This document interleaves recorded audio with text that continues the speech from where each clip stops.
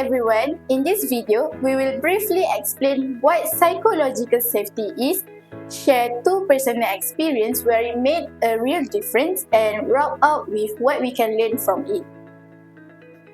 I will introduce our team members. The first speaker would be me, Nur Syafiqah Syahira binti Mat Ali, and the second speaker would be Muhammad Azam Mukris bin Azman. Our third speaker would be Nur Arina binti Ahmad Johar, and our last speaker would be Muhammad Anis Izzuddin bin Muhammad Saluddin. In today's modern organizations, teamwork is essential. But what makes a team truly effective? One key factor is psychological safety. This means team members feel safe to speak up, share ideas, or admit mistakes without fear of being judged or blamed. When this happens, people are more likely to collaborate, take initiative, and learn from one another, which leads to better overall performance. Today, I'd like to talk about a powerful concept that drives team success: psychological safety. Psychological safety means creating a space where team members feel safe to take interpersonal risks.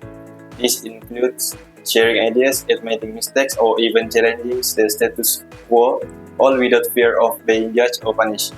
In this kind of environment, people feel respect and value, which leads to open communication, trust, and better collaboration. Research like Google's Project Aristotle found that psychological safety is the #1 factor in high-performing teams.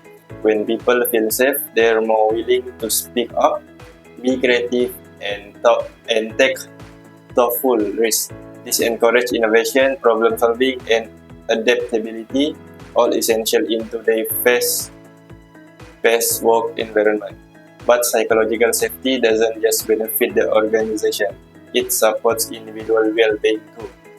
When employees feel heard and supported, job satisfaction increases while burnout and turnover decrease. People feel more engaged and motivated, and team become stronger and more productive. Leaders play a crucial role here by modeling openness, encouraging feedback, and creating an inclusive environment. Leaders help build a culture where everyone feels psychologically safe. This is how we get deserved voice, stronger solution, and team that can truly thrive. In short, psychological safety is not just a nice to have. It's strategic advantage. It shapes how team learn, perform, and grow together. Let me share 2 situations where I personally experienced this psychological safety. The first was during a university group project. Our team leader encouraged us to share any ideas openly, even the unusual ones. This created a positive environment where I feel safe to speak up. We ended up having meaningful discussions, identified potential problems early, and improved our work. In the end, our results were better than expected, and I believe that was thanks to the trust we had as a team. The second experience was during my internship at a local company. I was part of a team working on a marketing campaign. Early in the project, one teammate made a small mistake in the draft. But instead of scolding anyone, our supervisor stayed calm, explained the issue early, and encouraged all of us, including interns, to suggest improvements. That kind of response made us feel respected and motivated. Because of that, we come up with some really creative ideas, and the project turned out to be a big success.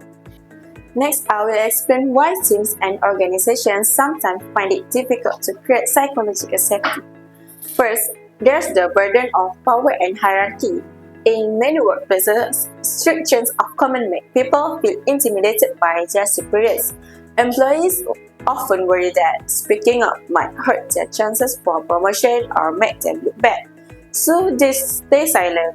Even when they see problems, this stops teams from fixing issues early. Second, some workplaces have a culture that penalizes mistakes.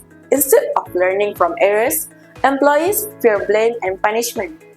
This fear kills creativity because people hide their failures or avoid trying new ideas just to play safe.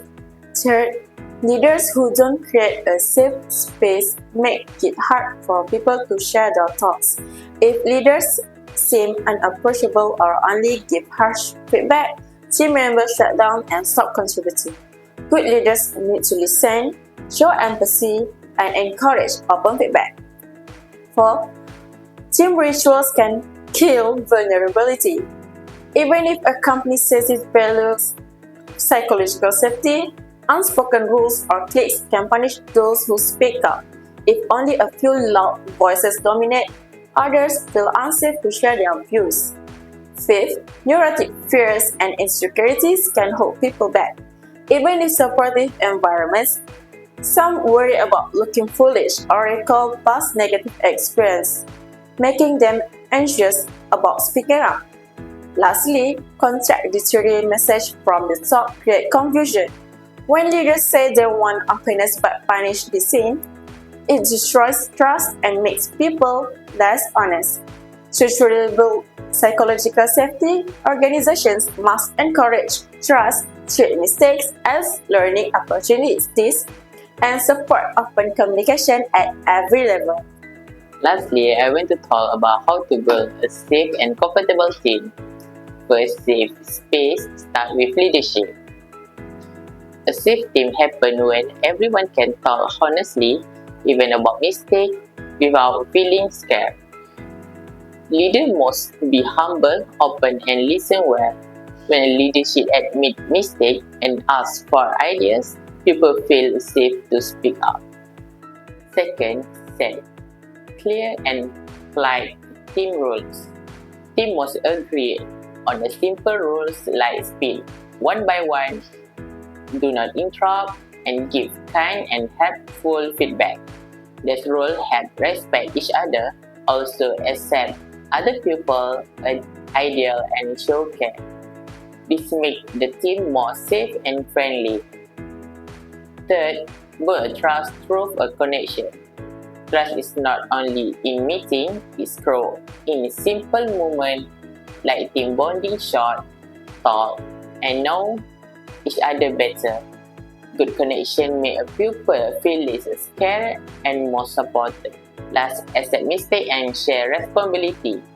Mistakes are normal and help us learn a safety, talk about mistakes to find a better ways and new ideas. Leaders must show this first, but everyone must help to keep trust and support. In short, to build a safe team, we need a good leader, clear rules, trust, and a positive view of mistakes. In conclusion, all of the experiences show me that psychological safety isn't just something nice to have, but it is essential. When people feel safe, they are more likely to contribute, solve problems together, and innovate.